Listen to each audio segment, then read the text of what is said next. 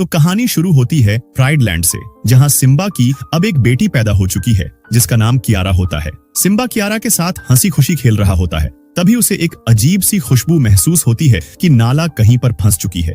Simba Kiara को गुफा में ले आता है और उसे प्यार से समझाता है, बेटा मुझे तुम्हारी माँ को बचाने जाना है, लेकिन चिंता मत करो, मैं शाम तक लौट आऊंगा। कियारा क्योंकि छोटी होती है तो वो डर जाती है, लेकिन सिम्बा उसे कहता है, तुम्हारे साथ टिमोन और पुम्बा चाचा हैं, वो तुम्हारा ख्याल रखेंगे। ये कहकर सिम्बा वहां से निकल जाता है। धीरे धीरे शाम रात में बदल जाती है और आसमान में काले बादल छाने लगते हैं और फिर बारिश शुरू होती है। कियारा ने पहले कभी बारिश नहीं देखी थी।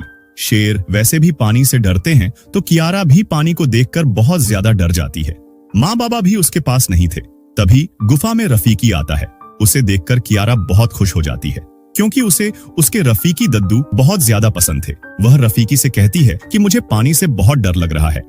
ये सुनकर रफीकी उसे कहता है, तुम्हारे अंदर भी उन्हीं शेरों का खून दौड़ रहा है। वो भी कभी पानी से डरा करते थे, लेकिन उन्होंने खुद के डर को ओवर पावर किया, जिसकी बदौलत वो इतने बहादुर शेर बन पाए। कियारा कहती है, पर मैं कभी अपने बाबा सिम्बा और दादा मुफासा जितनी बहादुर नहीं बन सकती। रफीकी उसकी ये बात सुनता है और फिर उसे उसकी ही उम्र के शेर की कहानी सुनाने का फैसला करता है। और कहानी होती है मुफासा की। मुफासा एक सूखी और बंजर जमीन पर पैदा हुआ था, जहाँ न पानी था न हरियाली। उसके बाबा आदि और माँ उरू उसे एक शानदार जगह की कहानियां सुनाते थे। उस जगह का नाम था मिलेली, एक ऐसी जगह जो हमेशा हरियाली से भरी रहती थी, जहाँ पानी की कोई कमी नहीं थी। जानवरों के लिए वो जगह किसी स्वर्ग से कम नहीं थी। बाबा आदि मुफासा से कहते हैं, सूरज की रोशनी की तरफ बढ़ना बेटा, तेरी मंजिल वही है। एक दिन मुफासा अपने बाबा और माँ के साथ खेल रहा था। तभी अचानक उसके ऊपर पानी की एक बूंद गिरी। इसका मतलब था कि वहाँ बारिश होने वाली थी। जैसे ही बारिश शुरू हुई, पूरे इलाके में जानवर खुशी से झूम उठे। मुफासा खेलते खेलते एक सूखी नहर में पहुंच गया। पहले तो हल्की बारिश थी और मुफासा उसे एंजॉय कर रहा था। उसके बाबा और माँ भी बारिश का मजा ले रहे थे, लेकिन अचानक बारिश इतनी तेज हो गई कि उस नहर में बाढ़ आ गई। पानी का बहाव इतना तेज हो गया कि मुफासा खुद को संभाल नहीं पाया। बाबा आदि उसे बचाने के लिए पानी में कूदे, लेकिन बहाव इतना तेज था कि वे मुफासा तक पहुंच ही नहीं पाए। मुफासा बहता हुआ दूर एक अनजान इलाके में पहुंच गया। जब मुफासा की आंख खुली तो उसने खुद को लकड़ी के सहारे पानी पर तैरते हुए पाया। तभी उसने दूर एक शेर के बच्चे को देखा, जो उसकी ही उम्र का लग रहा था। मुफासा के अंदर थोड़ी उम्मीद जगी। वो बच्चा अपना नाम टाका बताता है और कहता है, अरे जल्दी बाहर निकल, इस पानी में मगरमच्छ हैं। मुफासा अपनी पूरी ताकत लगाकर किनारे की तरफ तैरने लगा, लेकिन तभी दो छोटे मगरमच्छ उसके पीछे पड़ गए। वो तेजी से तैरता रहा, लेकिन जैसे ही वो किनारे पर पहुंचा, मगरमच्छ भी उसके करीब आ गए। तभी टाका आगे बढ़ा और अपने पंजे से मुफासा को पकड़कर ऊपर खींच लिया। टाका ने मुफासा की जान बचा ली थी। इस बीच टाका की माँ ऐसी उसे ढूंढते ढूंढते वहां पहुंच गई। उसे देखते ही ऐसी नाराज हो गई और टाका को डांटने लगी, तुम अकेले इतनी दूर क्यों आए? तुम शाही खून हो, तुम्हारी जान बहुत कीमती है। टाका ने जवाब दिया, लेकिन माँ, मैंने एक शेर की जान बचाई है। ऐसी ने मुफासा की ओर देखा और कहा, ठीक है, लेकिन तुम्हें किसी आवारा के साथ ज्यादा समय नहीं बिताना चाहिए। ये सुनकर मुफासा ने तुरंत कहा, मैं कोई आवारा नहीं हूँ, मैं तो बस अपना घर और परिवार खो चुका हूँ। मुफासा की बात सुनकर ऐसी का दिल पिघल गया। वो मुफासा को अपने साथ अपने पति यानी इस किंगडम के नवाब उबासी के पास ले आती है। जैसे ही उबासी ने मुफासा को देखा, वह नाराज हो गया। उसने ऐसी से कहा, तुम एक अजनबी को हमारे किंगडम में क्यों लाई हो? ऐसी ने कहा, ये बच्चा सिर्फ एक घर और सुरक्षा चाहता है, हमें इसे अपने साथ रखना चाहिए। उबासी कहता है, ऐसा ही है तो ठीक है, टाका और मुफासा में एक रेस होगी। अगर मुफासा ये रेस जीत गया तो इसे हमारे किंगडम में रहने की इजाजत मिलेगी। टाका और मुफासा रेस लगाते हैं। मुफासा पहले ही बहुत थका हुआ था, इसलिए वह टाका से काफी पीछे हो जाता है, लेकिन फिर भी टाका मुफासा को जीतने देता है, क्योंकि मुफासा उसे पसंद होता है और हमेशा से उसे एक भाई चाहिए था। जब रेस खत्म होती है तो उबासी टाका से थोड़ा दुखी हो जाता है कि शाही खून होने के बावजूद वह मुफासा से रेस हार गया। हालांकि उबासी को यह मानना पड़ा कि मुफासा को उसकी किंगडम में रहने देना पड़ेगा, लेकिन उसने एक शर्त रखी कि मुफासा जनानी खाने में रहेगा, मतलब सिर्फ फीमेल शेरों के साथ। वह मैन डैन में नहीं रह सकता था। उसके बाद मुफासा और टाका की दोस्ती और गहरी हो जाती है। वहीं मुफासा की बॉन्डिंग ऐसी माँ के साथ भी बहुत मजबूत हो गई। ऐसी माँ को मुफासा टाका से ज्यादा पसंद आने लगा, क्योंकि मुफासा ज्यादातर उनके साथ ही रहता था। ऐसी माँ उसे शिकार करना, जंगल के कानून और सर्वाइवल के तरीके सिखाती थी। दूसरी तरफ नवाब उबासी एक आलसी शेर था, जिसे सोने के अलावा और कुछ नहीं आता था। टाका और मुफासा साथ खेलते खेलते बड़े हो रहे थे, लेकिन मुफासा बाकी शेरों से अलग था। उसके सेंस काफी तेज थे। वह दूर से ही हिरण की खुशबू सूंघ सकता था और हवा की दिशा का सही सही अंदाजा लगा लेता था। एक दिन जब ऐसी माँ मुफासा को शिकार पर ले जाती है, तभी कुछ घुसपैठिए शेर आ जाते हैं। ये शेर भूरे सफेद रंग के थे और काफी खतरनाक लग रहे थे। ऐशी माँ ने मुफासा से कहा कि झुककर झाड़ियों में छुप जाओ। दूर से यह सब टाका देख रहा था। डर के मारे वह भी छुप गया, लेकिन उन सफेद शेरों की नजर मुफासा और ऐशी माँ पर पड़ गई। उन्होंने उन पर हमला कर दिया। मुफासा ने अपनी बहादुरी का सबूत देते हुए उन खतरनाक सफेद शेरों से भिड़ने का फैसला किया। वो बिना डरे उन पर टूट पड़ा। टाका ये सब झाड़ियों के पीछे से देख रहा था। उसका दिल तो कह रहा था कि वह भी मदद करे, लेकिन झाड़ियों से निकलने की उसकी हिम्मत नहीं हो पाई, क्योंकि वह डर चुका था। मुफासा ने अपनी हिम्मत जुटाते हुए ऐसी माँ और खुद की जान बचा ली। उसने लड़ते लड़ते एक सफेद शेर को मार गिराया। बाकी के सफेद शेर यह देखकर डर गए और वहां से भाग निकले। ऐसी माँ को थोड़ी चोटें आई थीं, लेकिन वह सही सलामत थी। जब लड़ाई खत्म हुई तो टाका झाड़ियों से बाहर आया। उसने शर्मिंदा होकर मुफासा और ऐसी माँ से माफी मांगी कि उसकी हिम्मत न होने की वजह से वो मदद नहीं कर पाया। ऐसी माँ ने उसे सांत्वना दी, कोई बात नहीं बेटा, तुम्हें अपनी हिम्मत दिखाने का मौका फिर कभी जरूर मिलेगा। इसके बाद तीनों वापस किंगडम पहुंचे। तब तक रात हो चुकी थी। नवाब उबासी ने ऐसी माँ की हालत देखी और पूछा, तुम्हें ये चोट कैसे लगी? ऐसी माँ ने पूरी बात बताई कि कैसे सफेद शेरों ने हमला किया और मुफासा ने उनकी जान बचाई। उबासी ने मुफासा का शुक्रिया अदा किया, लेकिन मुफासा ने तुरंत कहा, ये सफेद शेर यहीं रुकने वाले नहीं हैं। मैं महसूस कर सकता हूँ कि वो बदला लेने कल सुबह तक लौट आएंगे। उबासी ने हैरानी से पूछा, तुम इतनी पक्की बात कैसे कह सकते हो? मुफासा ने कहा, अगर आपको शक है तो किसी खबरी को भेज कर देखिए। उबासी ने अपने सबसे तेज और भरोसेमंद खबरी चिकारू को सफेद शेरों के इलाके में भेजा। चिकारू वहां पहुंचा और देखा कि सफेद शेरों का सरदार खतरनाक राजा किरोस अपने शेरों से बातचीत कर रहा था। वे शेर जो लड़ाई में बचे थे किरोस को बता रहे थे कि मुफासा ने उसके बेटे को मार दिया। ये सुनकर किरोस आग बबूला हो गया। वह चीखते हुए बोला, मेरे शाही खून का बदला तो मैं लूंगा ही। मुफासा को मारूंगा और साथ ही नवाब उबासी के वारिस टाका को भी खत्म कर दूंगा। तभी मेरे बेटी की मौत का बदला पूरा होगा। चिकारू सब सुनने के बाद वापस उबासी के पास जाता है और उन्हें बताता है, मुफासा सही कह रहा है। कल सुबह तक किरोस अपनी पूरी सफेद शेरों की फौज लेकर यहाँ आएगा। उसका इरादा साफ है, मुफासा और टाका दोनों को खत्म करना। उबासी और ऐसी ये सुनकर चिंता में पड़ जाते हैं। वो दोनों समझ जाते हैं कि अगर मुफासा और टाका यहीं रहे तो उनकी जान खतरे में है। आखिरकार वो फैसला करते हैं कि मुफासा और टाका को तुरंत मलेले की तरफ भेज देना ही सही रहेगा। शुरुआत में मुफासा और टाका थोड़े झिझकते हैं, पर उबासी और ऐसी माँ की बात मानकर वहां से निकल जाते हैं। सुबह होते ही किरोस अपनी फौज के साथ उबासी के पास पहुंचता है। उसका सिर्फ एक ही सवाल होता है, मुफासा और टाका कहाँ हैं? उबासी कोशिश करता है कि कोई लड़ाई न हो। वो कहता है, शेरों का अपना एक कोड होता है, किसी और के इलाके में घुसपैठ करना गलत है। लेकिन किरोस को अब ये नियम कायदे नहीं समझने। वो और उसकी फौज वहां मौजूद सभी शेरों को मार डालते हैं। दूसरी तरफ मुफासा और टाका मिलेले की तलाश में सूरज की रोशनी का पीछा करते हुए आगे बढ़ते जा रहे थे। दोनों के दिल में बार बार ख्याल आ रहा था, किरोस ने हमारी फैमिली के साथ क्या किया होगा। तभी अचानक जंगल का माहौल बदल जाता है। सारे पक्षी पेड़ों से उड़ जाते हैं और चारों तरफ एक अजीब सा सन्नाटा छा जाता है। मुफासा फौरन समझ जाता है कि किरोस और उसकी फौज उनके पीछे पीछे यहाँ तक आ पहुंची है। वो दोनों वहां से अपनी जान बचाने के लिए भागते हैं, लेकिन सामने एक ऊंचा झरना आ जाता है। टाका कहता है, भाई, झरने से कूदने के अलावा अब कोई रास्ता नहीं है। मुफासा थोड़ा डरते हुए जवाब देता है, इतनी ऊंचाई से कूदे तो मारे जाएंगे। लेकिन वक्त कम था और पीछे से किरोस करीब आता जा रहा था। मजबूरी में दोनों को झरने से नीचे कूदना पड़ता है और जैसे तैसे वो अपनी जान अभी के लिए किरोस से बचा लेते हैं।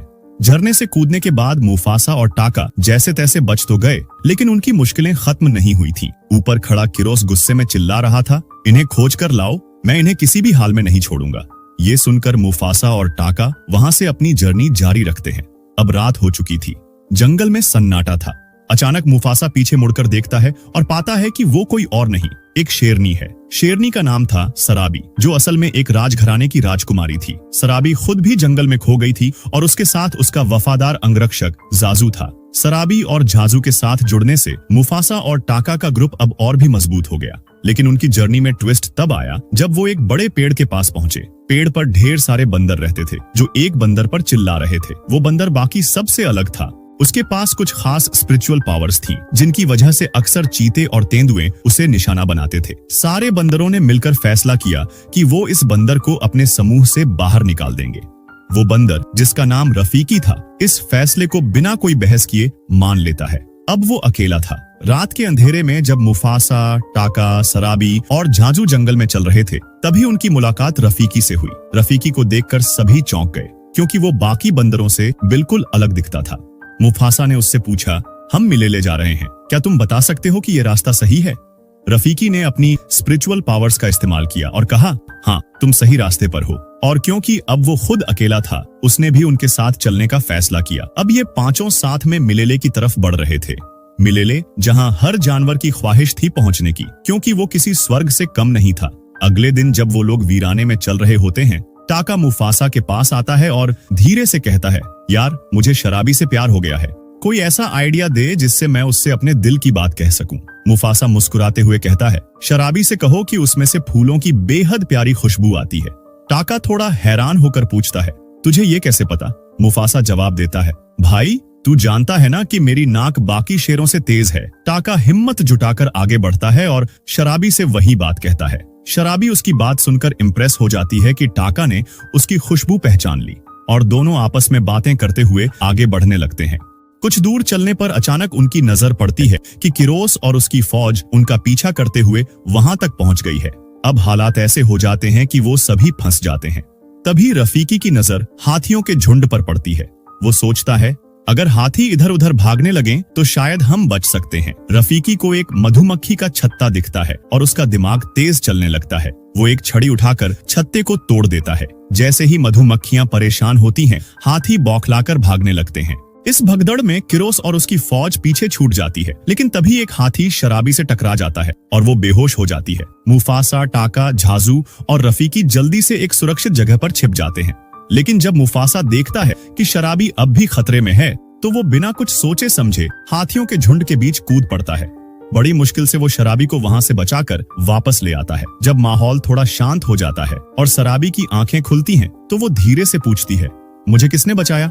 मुफासा बिना कोई झिझक के जवाब देता है, टाका ने। दरअसल मुफासा जानता था कि टाका शराबी से प्यार करता है। शायद ये सुनकर शराबी भी टाका को पसंद करने लगे। टाका ये सुनकर पहले तो थोड़ा हैरान होता है, लेकिन फिर खुश भी हो जाता है। शराबी मुस्कुराते हुए टाका का शुक्रिया अदा करती है। इसके बाद सभी लोग अपनी मंजिल मिलेले की तरफ बढ़ने लगते हैं। अगली सुबह तक वो बर्फीले पहाड़ों के सामने पहुंच जाते हैं।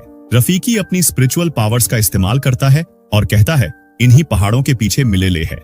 अब सभी लोग बर्फीले पहाड़ों से होते हुए मिलेले की ओर बढ़ने लगते हैं, लेकिन उनके पीछे किरोस और उसकी फौज भी आ चुकी थी। मुफासा समझ जाता है कि किरोस उनके पंजों के निशान फॉलो करके उन्हें पकड़ सकता है। वो झांझू को एक प्लान बताता है, झांझू, ऊपर वाले पहाड़ से थोड़ी बर्फ नीचे गिरा दो, इससे हमारे निशान छुप जाएंगे। झांझू फौरन ऐसा ही करता है और मुफासा का ये स्मार्ट मूव काम कर जाता है। उस रात जब वो पहाड़ों में चल रहे होते हैं, शराबी अचानक मुफासा के पास आती है और उससे पूछती है, मुझे सच बताओ, क्या मुझे टाका ने बचाया था या तुमने? मुफासा पहले टालने की कोशिश करता है, टाका ने ही बचाया था। वो फिर से वही जवाब देता है, लेकिन शराबी उसकी आंखों में देखती है और कहती है, झूठ मत बोलो मुफासा, मुझे सब पता है, वो तुम ही थे। मुफासा थोड़ी देर चुप रहता है, फिर गहरी सांस लेकर सच कबूल कर लेता है, हाँ शराबी, वो मैं था, लेकिन मैं नहीं चाहता था कि तुम्हें ऐसा लगे कि मैं खुद को साबित करना चाहता हूँ। टाका तुम्हें पसंद करता है और मैं उसे खुश देखना चाहता हूँ। शराबी की आंखों में हल्की सी मुस्कान आ जाती है। वो मुफासा के करीब आती है और कहती है, लेकिन मैं तुम्हें पसंद करती हूँ। मुफासा थोड़ा हैरान होता है, लेकिन फिर दोनों एक दूसरे से अपने प्यार का इजहार कर देते हैं। टाका दूर खड़ा सब कुछ देख रहा था। जैसे ही उसने शराबी और मुफासा एक दूसरे का प्यार कबूल करते देखा, उसका खून खौल उठा। मुफासा ने मेरा प्यार छीन लिया, अब इसे नहीं छोड़ूंगा, उसने गुस्से में फैसला कर लिया। उसी रात टाका चुपचाप बर्फीले पहाड़ों में निकल पड़ा। वो किरोस को ढूंढता है और जब उसे मिलता है तो कहता है, मैं तुम्हारी फौज में शामिल होना चाहता हूँ, अब मैं भी मुफासा को खत्म करना चाहता हूँ। किरोस हंसते हुए कहता है, तुम्हारा स्वागत है टाका, लेकिन मुझे भरोसा दिलाने के लिए एक काम करना होगा। जहाँ भी मुफासा जाएगा वहाँ उसके पंजों के नक्शे बना देना ताकि मैं उसे ढूंढ सकूं। अगली सुबह टाका मुफासा के पास लौटता है। मुफासा पूछता है, रात भर कहाँ थे?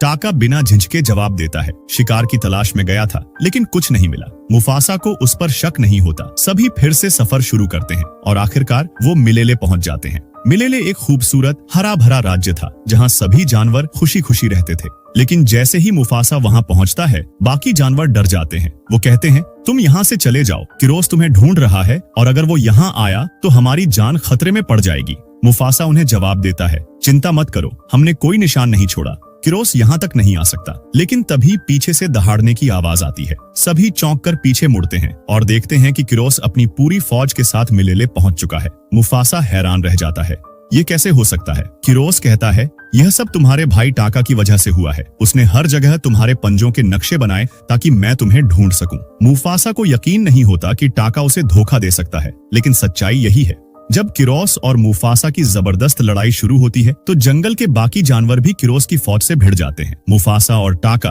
दोनों मिलकर किरोस का सामना करते हैं। लड़ाई के दौरान तीनों एक गहरी खाई में गिर जाते हैं। वहाँ किरोस मुफासा पर भारी पड़ने लगता है। इसी बीच टाका सब कुछ देख रहा होता है। तभी उसे अपनी ऐसी माँ की वो बात याद आती है जिसमें उसने कहा था कि एक दिन उसे भी अपनी हिम्मत दिखाने का मौका जरूर मिलेगा। जब किरोस मुफासा पर आखिरी वार करने ही वाला होता है, तभी टाका उसके सामने आ जाता है। किरोस के वार से टाका के चेहरे पर गहरा घाव हो जाता है, जो बाद में स्कार के नाम की वजह बनता है। टाका और मुफासा दोनों मिलकर किरोस को हराते हैं। वे उसे पानी में धकेल देते हैं और उसके ऊपर एक बड़ी चट्टान गिरने से किरोस मारा जाता है। इसके बाद मुफासा को जंगल का राजा बना दिया जाता है, क्योंकि उसने सब जानवरों की जान बचाई थी। राजा बनने के बाद मुफासा को उसकी माँ भी मिलती है।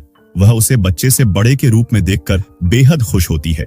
जंगल के जानवर मुफासा से कहते हैं कि वह टाका को राज्य से बाहर निकाल दे, लेकिन मुफासा कहता है, जब तक मैं राजा हूँ टाका मेरे साथ रहेगा, लेकिन आज के बाद मैं कभी उसका नाम नहीं लूंगा। यह सुनकर टाका खुद ही कह देता है, आज से मेरा नाम स्कार होगा, ताकि जब भी कोई उसका नाम ले उसे हमेशा उसकी गलती याद रहे। कियारा को यह कहानी सुनते सुनते सुबह हो जाती है। अब उसमें भी हिम्मत आ जाती है कि वह पानी से न डरे। तभी वह देखती है कि सिम्बा और नाला वापस आ रहे हैं, लेकिन वे अकेले नहीं हैं। उनके साथ उनका न्यूबॉर्न बेटा भी है। उसे देखकर कियारा बेहद खुश हो जाती है और ये मूवी यहीं पर एंड हो जाती है। तो दोस्तों, ये थी मुफासा द लायन किंग की कहानी। अगर आपको ये एक्सप्लेनेशन पसंद आया हो तो वीडियो को लाइक जरूर करें, अपने दोस्तों के साथ शेयर भी करें और चैनल को भी सब्सक्राइब करें। And thank you for watching.